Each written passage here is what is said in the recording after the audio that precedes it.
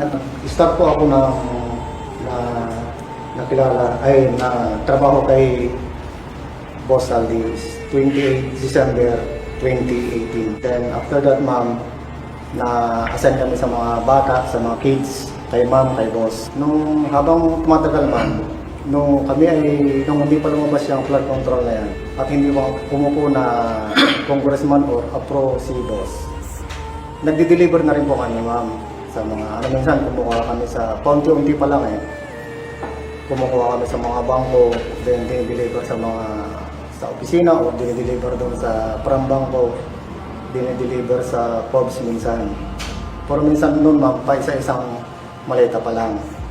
Pero nung umupo talaga si boss na apro, doon po namin nakita. At doon ko po talaga nakita na talagang bulto-bultuhan na po yung dumarating sa Valle Verde. From Valle Verde, inadala sa Horizon, sa 56 Charlie Delta, Horizon Homes. Na doon makikita, ma'am, yung halos araw-araw na dumarating yung minsan sa isang araw, minsan darating po yung 50 na maleta. Sa loob ng isang linggo, ma'am, minsan 3 beses. Then pagdating po dun sa Horizon, ma'am, minsan po ang taga-bilang kasi dyan, ma'am, is si Executive Assistant John Paul Estrada, si Mark Tiksay, saka yung 3 empleyado ng Sunwest.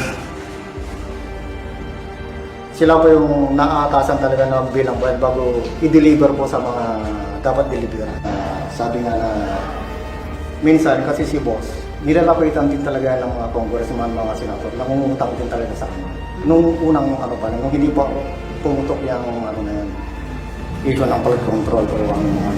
So nung lumabas po yung flood control issue na yan, doon po namin napagtanto talaga, ma'am, na yung mga perang bulto-bulto po na dumarating doon at lumalabas, galing po pala sa masama.